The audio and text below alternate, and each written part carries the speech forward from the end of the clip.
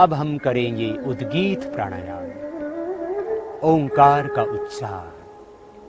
आज्ञा चक्र में ही मन की एकाग्रता बनी रहे। भ्रामरी प्राणायाम के करने से जो एक दिव्य आभा, एक ज्योति पुंज, एक प्रकाश पुंज, एक दिव्य आलोक उत्पन्न हुआ था आज्ञा चक्र में, वहीं पर आज्ञा चक्र में ही मन का निग्रह करते हुए जो ईड़ा पिंगला और सुषुम्ना का संगम है, गंगा यमुना सरस्वती का जो संगम है, त्रिवेणी संगम, इस आज्ञा चक्र में मन का निग्रह रखते हुए ओंकार का उच्चारण करेंगे उद्गीत के रूप में और आह्वान करेंगे उस विश्व नियंता ब्रह्म का।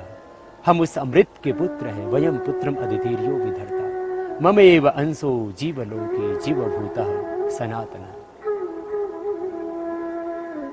ईश्वर अंश जीव अविनाश। आओ उस ब्रह्म के अंश अपने आप को अनुभव करते हुए उस महान पिता के पुत्र होने का गौरव और स्वाभिमान आनंद अपने हृदय में रखते हुए ओंकार के साथ में तन्मय हो जाए, भावपूर्णता के साथ में। भीतर एक श्रद्धा, एक तड़फ, एक लगन, एक समर्पण गहरा, एक विरह का भाव कि हे प्रभु, भोगों की अग्नि में तपते हुए न जाने कितने जन्म कितने जीवन बीत चुके, अब प्रभु मुझे योगाग्नि में तपाओ, अब प्रभु अपनी शरण में ले लो, अब मुझे और दुखी न करो प्रभु, अब तो मोक्ष दे दो, अब तो अपना आनंद दे दो, अब तो अपनी अमृतमयी गोद में प्रभु मुझे अवस्थित कर लो। अपने आप को ब्रह्मानंद में अनुभव करते हुए, ये मानते हुए कि मैं उस परमात्मा के आनंदमयी गोद में बैठा हूँ, चारों ओर से ब्रह्म से पूरित हूँ। ब्रह्मेदम अमृतम पुरस्तात्, ब्रह्म पश्चात ब्रह्म दक्षिणतश्च उत्तरेण अधश्च ऊर्ध्वं च प्रसृतम ब्रह्म इदम विश्वम इदम वरिष्ठम्। आओ उस ब्रह्म के साथ में तदाकार होकर के बाहर भीतर दाएं बाएं ऊपर नीचे उसी ब्रह्म की शक्ति और सत्ता का अनुभव करते हुए ओंकार का जाप करें, सांस को गहरा भरते हुए और पाएं समस्त दैहिक और मानसिक रोगों से छुटकारा और जोड़ें अपनी चेतना को वैश्विक चेतना से, आत्मा को विश्वात्मा से, अपने आप को जाने और अपने ही भीतर विद्यमान उस ब्रह्म को पहचाने।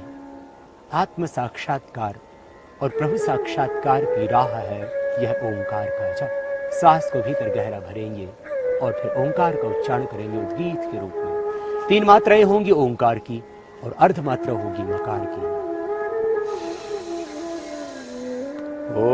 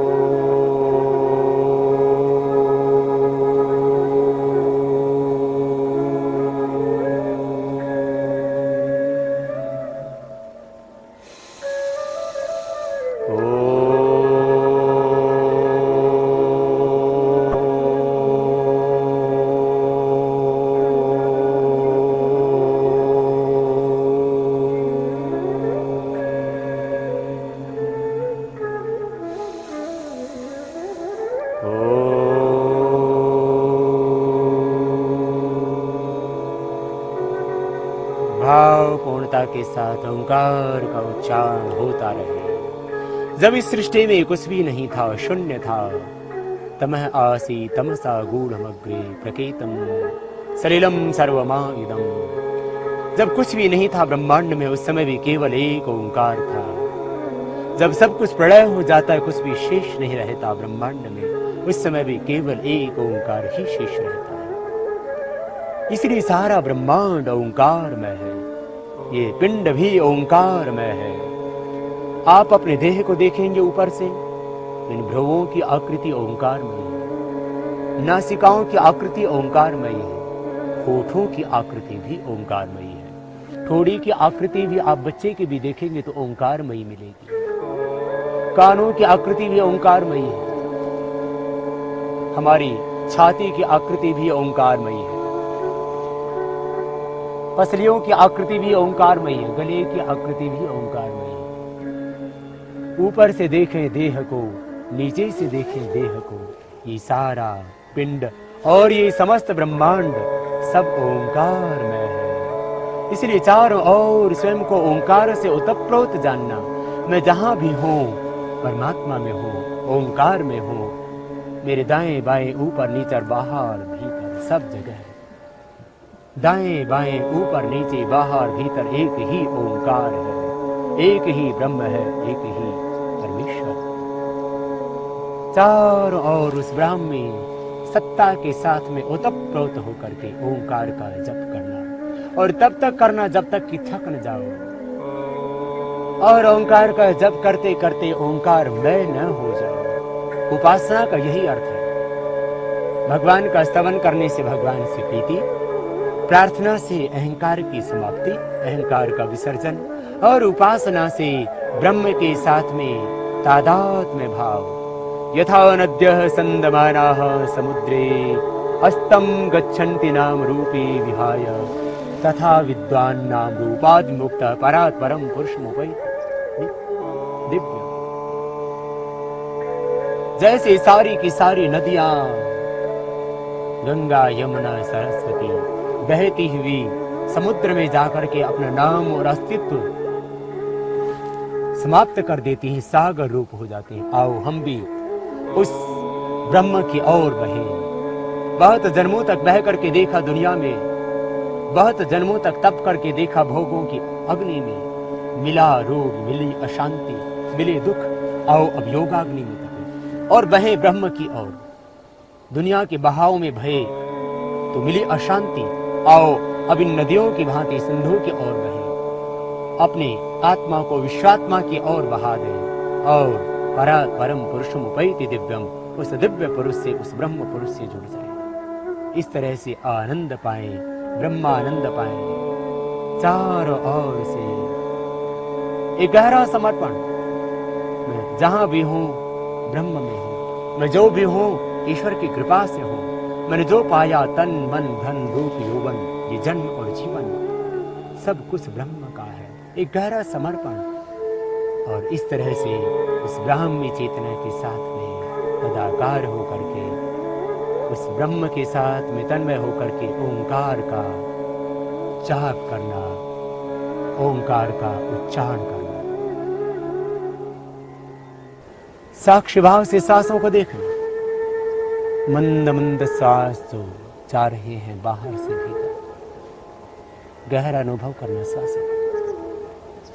और जो प्रश्वास अंदर से बाहर निकल रहे हैं उनको भी सूक्ष्म रूप से अनुभव करना। प्राण के साथ प्रणव की आराधना करते हुए, प्रणव की उपासना करते हुए, प्राणों के साथ मन का निग्रह करते हुए जब हम प्रणव का ध्यान करेंगे तब समाधिस्थ होंगे। योग का रहस्य यही है।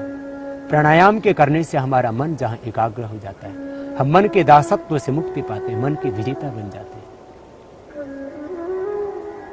वही ओंकार के ध्यान से फिर सारी मानसिक भाव से ऊपर उठ करके आत्मिक भाव में अवस्थित हो जाते हैं और आत्मा ब्रह्म में अवस्थित हो जाता है। योग की सहज सी परिभाषा और योग की सहज सी अनुभूति आप कर रहे हैं। प्राणायाम किया तो इंद्रियों का निग्रह हो गया स्वतः मन में। इंद्रियां जब अपने विषयों से अवरुद्ध होकर के मन में अवस्थित हो जाएं तो यह हुआ प्रत्याहार। हमने सहज अनुभव किया इसका। इंद्रियां अवरुद्ध हो गई थी मन में, और मन का जब निग्रह हो जाता है प्राण के साथ तब हो जाती है धारणा, और प्राण का निग्रह हो जाता है जब आत्मा के साथ तब हो जाता है ध्यान, और आत्मा का जब लय हो जाता है विश्वात्मा में तब होती है समाधि की स्थिति। इंद्रियों का मन में लय होना प्रत्याहार, मन का प्राण के साथ में लय होना धारणा, और प्राण का आत्मा में लय होना ध्यान, और आत्मा का विश्वात्मा में लय होना ये समाधि तक की सहज यात्रा हम करते हैं प्राणायाम के द्वारा। इसलिए प्राणायाम से जहां हमें शारीरिक रोगों से, मानसिक संतापों से मुक्ति मिलती है,